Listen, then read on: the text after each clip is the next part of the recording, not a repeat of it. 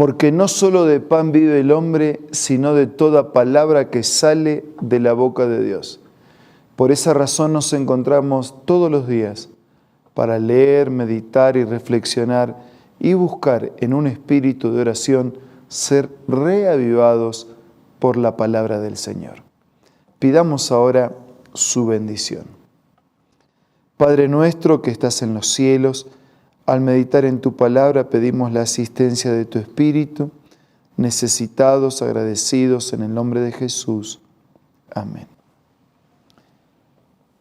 Hoy nos dedicamos al capítulo 3 del Evangelio según San Marcos. Este Evangelio que es el más conciso, que centraliza todo en el Mesías y que en su capítulo 3 nos cuenta que en otra ocasión entró Jesús en la sinagoga y había allí un hombre que tenía la mano paralizada. Algunos que buscaban un motivo para acusar a Jesús no le quitaban la vista de encima para ver si sanaba al enfermo en sábado. Entonces Jesús le dijo al hombre de la mano paralizada: «Ponte de pie frente a todos». Luego dijo a los otros: «¿Qué está permitido en sábado hacer, el bien o hacer el mal, salvar una vida o matar?». Jesús procuraba hacer el bien y los sacerdotes procuraban que se haga el mal. Pero ellos permanecieron callados. Jesús se le quedó mirando como enojado y entristecido por la dureza de su corazón. Y la respuesta tenía que haber sido inmediata, ¿no? Con responder bien, pero el silencio de ellos indicaba que preferían que se haga mal. Así que Jesús, triste por la dureza de su corazón, le dijo al hombre: «Extiende la mano». Y él extendió la mano y le quedó restablecida. Y tan pronto como salieron los fariseos, comenzaron a tramar con los herodianos cómo matar a Jesús. A medida que avancemos en los capítulos, vamos a ver cómo avanza también ese espíritu de parte de los fariseos, de parte de sacerdotes, de parte de los saduceos, cómo avanza su odio hacia Jesús, cómo avanza su proyecto, su trama de buscar destruirlo hasta finalmente llevarlo hasta la cruz.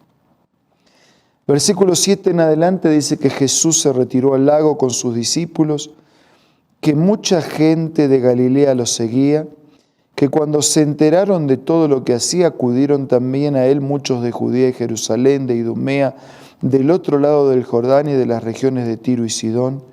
Y entonces, para evitar que la gente lo atropellara, encargó a sus discípulos que le tuvieran preparada una pequeña barca, pues como había sanado a muchos, todos los que sufrían dolencias se abalanzaban sobre él para tocarlo. Además, los espíritus malignos, al verlo, se postraban ante él gritando: «Tú eres el Hijo de Dios». Pero él les ordenó terminantemente que no dijeran quién era él. Que el Señor realizaba milagros, sanaba, transformaba vidas y cada vez también era mayor la multitud que lo seguía para escuchar su palabra y para ser destinatario de sus bendiciones. Desde el capítulo 13 en adelante nos encontramos con el nombramiento de los 12 apóstoles y cómo el Señor comienza a armar su grupo de trabajo con el cual extendería el Evangelio. Versículo 13 dice que subió Jesús a una montaña, llamó a los que quiso, los cuales se reunieron con él. Designó a 12 a quienes nombró apóstoles para que lo acompañaran y para enviarlos a predicar, ejercer autoridad para expulsar demonios. Estos son los 12 que él nombró: Simón, al que llamó Pedro, Jacobo y su hermano Juan, hijos de Zebedeo, a quien llamó Boanerges, que significa hijos del trueno, es decir, eran muy impulsivos, Andrés, Felipe, Bartolomé, Mateo, Tomás, Jacobo, hijo de Alfeo, Tadeo, Simón el celote y Judas Iscariote, el que lo traicionó. Y así Jesús estaba formando su equipo a través del cual iba a capacitarlos, a entrenarlos y prepararlos para llevar el mensaje del Evangelio hasta lo último de la tierra. Desde el versículo 20 en adelante encontramos otro cuadro. Entró en una casa, se juntó mucha gente que ni siquiera podían comer él y sus discípulos, y cuando se enteraron sus parientes, salieron a hacerse cargo de él porque decían, está fuera de sí. Los maestros de la ley que habían llegado de Jerusalén decían, está poseído por Belcebú, el demonio, ¿no? El enemigo. Expulsa a los demonios por medio del príncipe de los demonios. Entonces Jesús los llamó y les habló en parábola. ¿Cómo puede Satanás expulsar a Satanás?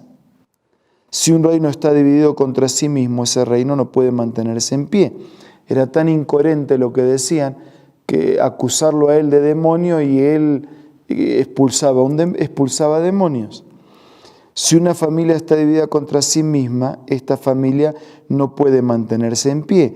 Igualmente, si Satanás se levanta contra sí mismo y se divide, no puede mantenerse en pie, sino que ha llegado su fin. Ahora bien, nadie puede entrar en la casa de alguien fuerte y arrebatarle sus bienes a menos que primero los ate. Solo entonces podrá robar su casa. Les aseguro que todos los pecados y blasfemias se les perdonarán a todos por igual, excepto a quien blasfeme contra el Espíritu Santo.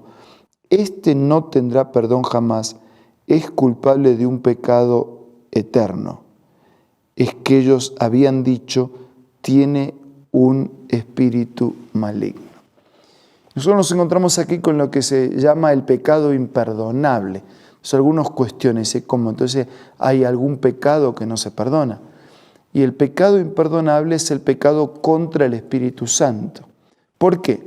Porque quien trabaja en nosotros para convencernos de que somos pecadores y para producir el arrepentimiento es el Espíritu Santo. Pero si yo rechazo el Espíritu Santo, entonces, ¿cómo hago para reconocer que soy pecador? Así que llega un momento en mi rechazo reiterado, en mis blasfemias contra el Espíritu Santo, que el Espíritu Santo deja de actuar, termina respetando mi elección equivocada y deja de insistir. Y cuando Él deja de insistir, no tengo chances de reconocer ni de arrepentirme, por lo tanto no tengo chances de ser perdonado. Por eso es un pecado imperdonable. Desde el versículo 31 en adelante encontramos este relato. Llegó la madre y los hermanos de Jesús, se quedaron afuera y enviaron a alguien a llamarlo, pues había gente mucha sentada alrededor de él. Mira, tu madre y tus hermanos están afuera y te buscan. Y Jesús dijo, ¿y quiénes son mi madre y mis hermanos? Replicó Jesús. Luego echó una mirada a los que estaban sentados alrededor de él y añadió, aquí tienen también a mi madre y a mis hermanos. Cualquiera que hace la voluntad de Dios es mi hermano, mi hermana y mi madre. No estaba desestimando a su familia carnal. Tenían su lugar y su afecto en el corazón de Jesús. Pero estaba ampliando su núcleo, su vínculo familiar, diciendo que todos podemos ser hermanos de Jesús, en tanto hagamos la voluntad de Dios. Y en esta hora, antes de compartir estos momentos de oración, yo quiero animarlos a que podamos ser parientes, familiares directos, íntimos de Jesús, cercanos, haciendo su voluntad. Ahora vamos a orar.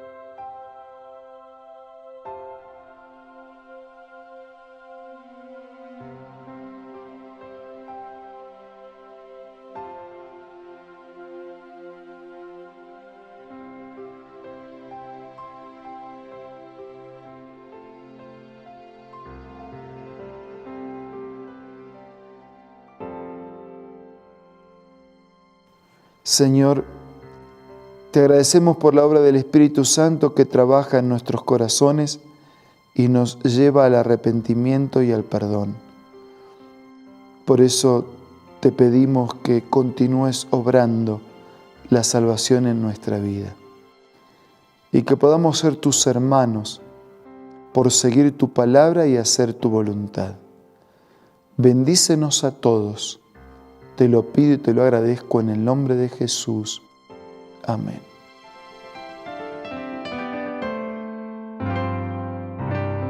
La Biblia, la palabra de Dios, es una carta donde nuestro Creador expresa su amor hacia la humanidad. Es una recopilación de textos que en un principio eran documentos separados, escritos por varias personas, todas ellas inspiradas por Dios. Primero en hebreo, arameo y griego durante un periodo muy dilatado y después reunidos para formar la Biblia cristiana. Está dividida en dos grandes secciones, el Antiguo Testamento con 39 libros y el Nuevo Testamento con 27. En la Biblia se desarrolla la historia de la salvación de Dios al hombre. En toda ella hay una línea conectora que une todo, Jesucristo. Es el personaje principal de la Biblia y el cual trae la revelación definitiva de Dios. Es considerada también el manual de nuestro fabricante. Es vital tener este ejemplar en casa y descubrir su valioso mensaje. Busca también en tu App Store o Play Store y encontrarás varias opciones. No olvides descargar también el aplicativo Reavivados por su palabra y sigue la secuencia de su lectura. La Biblia es la palabra de Dios. Muchas gracias por su compañía. Dios les bendiga y será hasta mañana, si Dios quiere.